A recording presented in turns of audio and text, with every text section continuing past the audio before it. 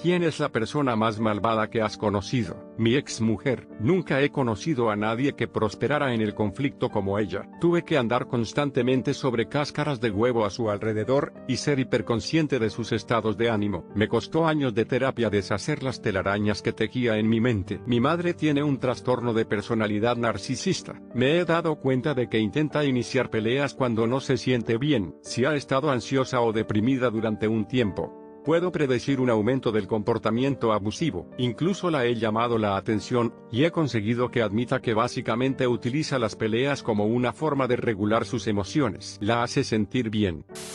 Un ex policía sudafricano se jactaba de matar a los sospechosos lanzándolos desde helicópteros sobre el mar o disparándoles a bocajarro cuando los atrapaban en lugar de detenerlos.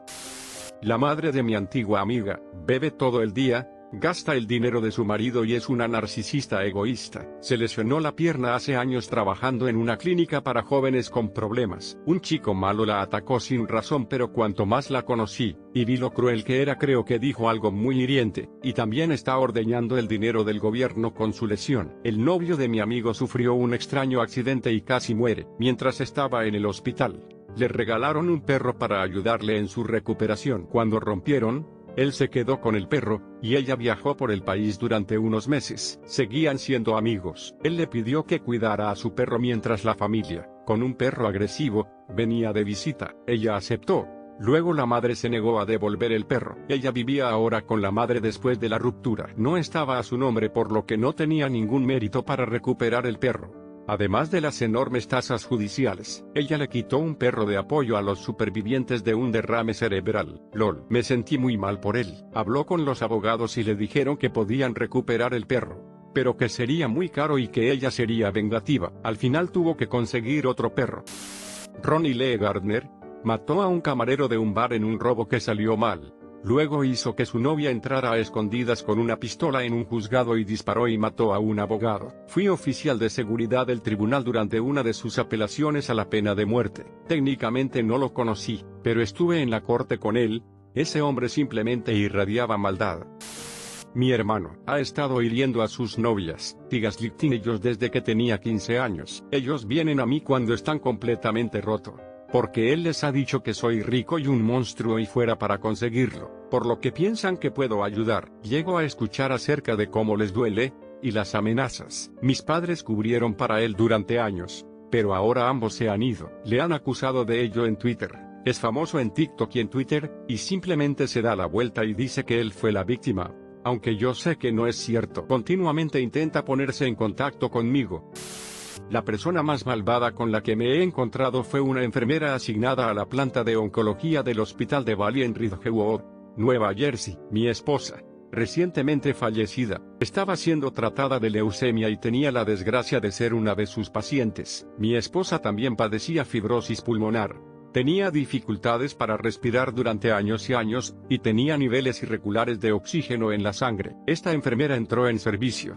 Le administró la medicación, le tomó las constantes vitales y le colocó un aparato para medir el oxígeno en sangre en el dedo de mi mujer. Esta enfermera le dijo a mi mujer cuál era su temperatura y su presión arterial, pero se negó a decirle el nivel de oxígeno en sangre y empezó a administrarle oxígeno. Al tener fibrosis pulmonar durante muchos años, mi mujer entendía los niveles de oxígeno en sangre. Había una cánula nasal y una máscara de oxígeno disponibles, y la enfermera eligió la máscara de oxígeno. Mi mujer se quitó la máscara, y preguntó educadamente cuál era su nivel de oxígeno en sangre. La enfermera le dijo a mi mujer que se callara, se subió a la cama, se arrodilló sobre ella, le puso la mascarilla en la cara, y le inmovilizó los brazos por debajo de las rodillas. Tuve que correr al puesto de enfermería para pedir ayuda. Las enfermeras del Hospital Valley de Ridgewood, NJ, son montones de basura andantes. La vieron arrodillarse sobre mi esposa, pero cada una negó haberlo visto. Trabajando en una prisión hace varios años conocí a muchos hombres que podrían considerarse malvados. Pero el hecho es que muy pocos son intrínsecamente malos. Pero un joven era tan manipulador y calculador que su familia dejó de ser su víctima. Cuando lo conocí, pensé que era un joven divertido, aunque descarriado, con potencial para ser liberado y no volver jamás. Lo metí en programas de rehabilitación adecuados que completó con buenas críticas. Pero como la mayoría de la gente que se dejó engañar por este tipo, Lo que dominaba era su habilidad para decir lo que querías oír, y no el verdadero cambio. Encarcelado inicialmente por delitos de drogas y robo a mano armada, del negocio de su hermano menor, la finalización de cierto programa intensivo de terapia cognitivo-conductual le restó 2 años de condena. Nadie de su familia inmediata quería que se quedara con ellos. Pero en el estado en el que yo trabajaba en ese momento, un delincuente no podía ser puesto en libertad sin una residencia aprobada. Podía ser un lugar en el piso de alguien, pero tenía que ser aprobado. Esto se está alargando, así que avancemos rápidamente. La anciana abuela del hombre llamó ofreciendo un lugar para quedarse. Era ideal, ya que ella tenía mucho espacio, y estaba cerca del transporte y de las oportunidades de empleo para él. Hablamos por teléfono varias veces para asegurarnos de que estaba preparada, pero, en el plazo de 2 semanas violó la libertad condicional por consumir sustancias ilegales, asociarse con delincuentes, agredir al mismo hermano al que había agredido anteriormente, robar en la casa y el garaje de su abuela, etc., lo que le llevó a la cárcel del condado y a volver a prisión. Esta vez no pudo acogerse a la mayoría de los programas, pero, por supuesto, me culpó a mí y al sistema en lugar de asumir su responsabilidad. Cuando se acercó su liberación, todos los miembros de su familia le negaron un lugar para quedarse, y su pobre abuela estaba destrozada por no poder confiar en él. Llamó rogando que no le diéramos su nueva dirección y número de teléfono. Desde entonces, ha vuelto a la cárcel en un estado vecino, y le queda mucho tiempo antes de poder salir en libertad. Por favor, no me malinterpreten, conozco a muchas personas que fueron liberadas, y les ha ido bien con la ayuda y la determinación adecuadas. Pero cuando alguien actúa contra los que más le quieren, una y otra vez, con poco o ningún remordimiento, el mal juega un papel, no como una entidad vil, sino como una mentalidad. En 1986 estaba en un concierto. Siendo estudiante de secundaria, conocí a un chico cerca de mí, intercambiamos números, era un poco mayor que yo y, en ese momento, me pareció genial. Hablamos por teléfono, me escribió cartas, empezó a presionarme para que estuviéramos juntos, organizó un viaje para ver ballenas, a horas de distancia de donde yo vivía. Ya se sentía como demasiado pronto, demasiada presión. Como toda buena chica, me educaron para ser amable, no quería herir sus sentimientos ni incomodarlo. Al final, mi voz interior me decía que no fuera, así que me eché atrás. Decir que se puso furioso es un eufemismo. Fue la primera persona que me llamó la atención por haberle inducido. Le dije que no me sentía cómoda yendo tan lejos. Sentía que su cita me aislaba y que no estaba preparada para hacerlo. Me acosó por teléfono y por carta durante meses. Tenía demasiado miedo de decírselo a mis padres porque me habían advertido que no debía dar mi número de teléfono. Tenía miedo de que viniera a hacerme daño. Sentía que había esquivado una bala y que si hubiera ido, me habría pasado algo. Estoy segura de que ha hecho daño a gente en su vida. Tiré todas sus cartas, así que no sé su nombre. Es un empate entre mi ex marido y mi suegra. Ambos no son buenas personas. Mi ex es un mentiroso y un maltratador. Su actual esposa lo está dejando, y le dice a su hija que ahora sabe, y entiende lo que yo intentaba decirle hace años. No tiene consideración con nadie. Su hija ha salido del armario como gay, tiene 16 años, por lo que no ha hablado con ella en un mes. La hija dice que hay muchas veces que deberían haber llamado a la policía por él. Es uno de esos que se golpea contra la pared de al lado, dejando agujeros. Te sacude y dice que no pasó, que tú le obligaste a hacerlo o, mi favorito, que te quiere tanto que se enfadó así. También es un tramposo. Para alguien que se quedó embarazada mientras estábamos casados. Tiene 5 hijos a través de 3 mamás. Que sepamos, la suegra es enormemente manipuladora y una fanática. Es terrible. Una mujer que es mi abuela, pero me niego a hablarle o llamarla por su nombre, sino que la tuteo. No tenía estudios secundarios y vivía de la paga de mi abuelo y de las prestaciones militares. Cuando se hicieron mayores, ella quiso mudarse a un pueblo cercano, en un lago. La idea suscitó cierto recelo y, milagrosamente, se produjo un incendio en su antigua casa, lo que les obligó a mudarse a una nueva vivienda que compró mi abuelo. Ella decidió ir a buscar un trabajo a tiempo parcial porque se aburría.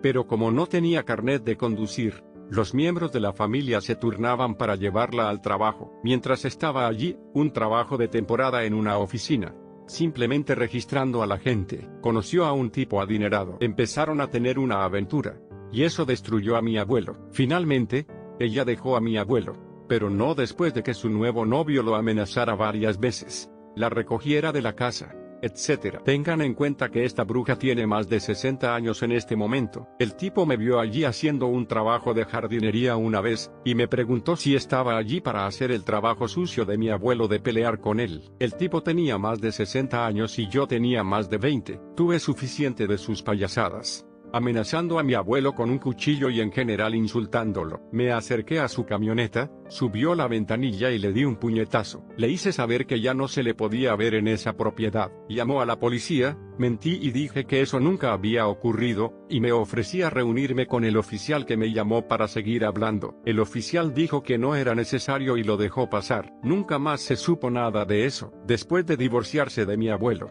y de recibir su dinero y beneficios, ella se mudó a otro estado. Él murió un año después, solo, con el corazón roto y en un estado increíblemente pobre. Su manipulación lo mató. Ella fue exiliada de la familia. Ya no pudo ver a sus nietos ni ahora a sus bisnietos. No puedo esperar el día en que esa mujer sea puesta en la tierra. Si hay un infierno, ella merece estar allí. La madre de una de las chicas que me acosaba cuando era una niña. Su hija trataba a muchos niños como el infierno, y su madre no solo no hizo nada al respecto, sino que la animó activamente a mantener el acto y participó en él, ya sea riéndose activamente de los niños que eran maltratados o regañándolos si intentaban defenderse de su hija. Casi la culpó a ella de mis traumas más que a su hija. El marido de una compañera de trabajo parecía una familia perfecta desde el exterior. Siempre agradable en las funciones de la empresa y sus 3 hijos eran encantadores. Entonces ella llevó una bolsa de viaje a la oficina, y él se enteró de que iba a huir. Al parecer, los abusos habían tenido lugar en casa durante años. La apuñaló hasta la muerte esa noche. Llevó a los niños al colegio por la mañana y prendió fuego a la casa. Se prendió fuego y los vecinos le vieron salir corriendo de la casa. Está en la cárcel de por vida, pero por Dios, esos pobres niños. Mi primer ex marido no fue solo una cuestión de me engañó, aunque también lo hizo. Fue abusivo conmigo, e intentó matar a mi hijo. No puedo pensar en él como nuestro hijo. Fue a la cárcel, y cuando salió, continuó el mismo patrón de comportamiento con otras mujeres y niños. Fue a la cárcel de nuevo. No estoy seguro de lo que está haciendo ahora, pero puedo adivinar. Antiguo padrastro. Mi madre pidió el divorcio e hizo que le entregaran los papeles mientras cogía un avión a Inglaterra, desde Estados Unidos, para que mi padrastro no pudiera encontrarla. El hermano de mi padrastro llamó a mi madre después de un viaje de casa y le rogó que lo dejara, ya que se pasó todo el viaje discutiendo cómo iba a matar a mi madre y esconder el cuerpo. Desgraciadamente, el hermano de mi ex padrastro murió antes de que pudiera presentar una denuncia a la policía. Crecí en El Paso. Estaba saliendo con una chica que trabajaba con Richard Ramírez, el acosador nocturno. Fui a recogerla una noche después de que su coche se rompió en el almacén donde trabajaban. Él estaba de pie en el estacionamiento solo mirando a ella como si no viera lo que estaba haciendo. Yo le devolví la mirada, pero él no dejó de mirarla. En retrospectiva supongo que tendría que ser él. Y luego, curiosamente, compré un montón de coches para chatarra. Uno de ellos era una camioneta blanca, y los alguaciles federales vinieron y me dijeron que no podía venderlo o desguazarlo hasta que obtuviera una autorización de ellos, porque pertenecía a Richard Ramírez y el caso contra él todavía estaba en curso. Sí, eso es otra lata de gusanos mientras lo vendían, pero las cosas pasan.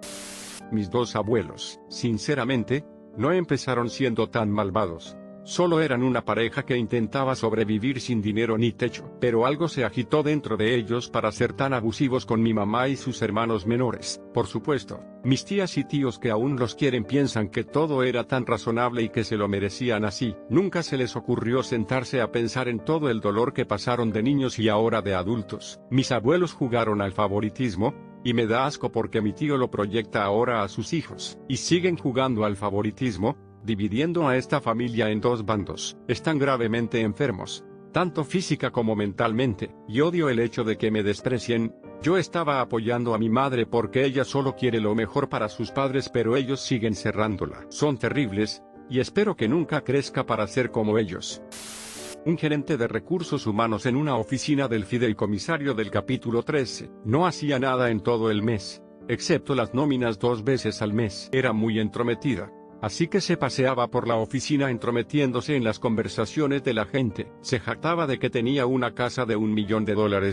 Era miembro del WAC, Washington Athletic Club, pero tenía sobrepeso y su marido era un abogado muy bien pagado. Cuando empecé, amenazó a una compañera de trabajo con no volver a trabajar en Seattle nunca más, y con asegurarse de que ella y su hijo discapacitado se morirían de hambre si volvía a llegar tarde o a faltar al trabajo por su culpa. Esa compañera de trabajo renunció ese mismo día, se fue a comer y no volvió. Se desquitó del hecho de que estaba en un matrimonio infeliz con todos los demás en la oficina. Obligó a su marido a casarse, pero él le hizo firmar un acuerdo prenupcial que también establece que no hay hijos en el matrimonio. Lo que ella quería. Su marido sigue una dieta estricta, y se negó a dejarla hacer la compra. Me lo contó a mí y a una nueva compañera de trabajo, que sustituyó a la chica que se fue. Cuestionó las elecciones de moda de la gente, ya que le gustaba cómo se vestía la gente en los años 80 para los negocios. Otro compañero de trabajo, varón, era bajo y muy delgado. Compraba en la sección de chicos adolescentes de Old Navy. Un día se puso unos pantalones cortos que compró allí en un viernes informal.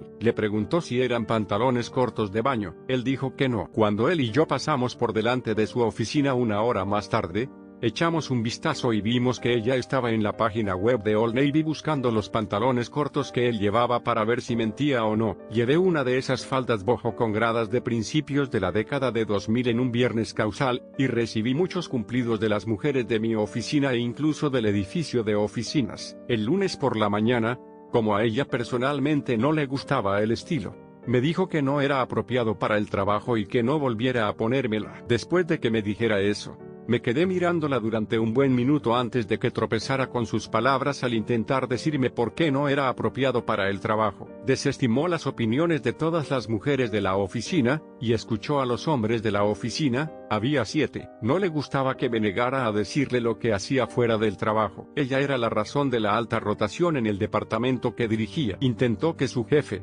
que era el administrador del capítulo 13, me despidiera. Se enfadó por un correo electrónico que envié sobre el día de cine trimestral para la oficina. Leí las instrucciones y envié el correo electrónico informando de cuándo era, y las opciones para las películas y sobre la votación. Se enfadó porque no se lo dije a ella primero, y trajo a su jefe para demostrar que yo no era un jugador de equipo y que estaba siendo un empleado desobediente. Le mostré las instrucciones en las que no se indica que yo debía consultar mi correo electrónico con ella antes de enviarlo. Además, lo recibió y no encontró problemas de tono ni nada. Me despidió de la reunión y me pidió que cerrara la puerta tras de mí. Tan pronto como la cerré, le dijo que se dejara de tonterías de acoso a los empleados, que por eso su departamento tiene un alto índice de rotación. Solo hay 4 personas en su departamento, sin incluirla a ella. Después de eso, trató de hacer su misión para que me despidieran. Un día estuvo a punto de negarse a dejarme salir antes de tiempo porque mi padre acabó en el hospital. La escuché hablando con una compañera de trabajo de la sala de correo que le preocupaba que su sobrino de 4 años fuera gay porque le gustaba cepillar el pelo de su madre, y que se aseguraría de hacer todo lo posible para que nunca fuera gay. Cuando tenía un día libre durante la semana,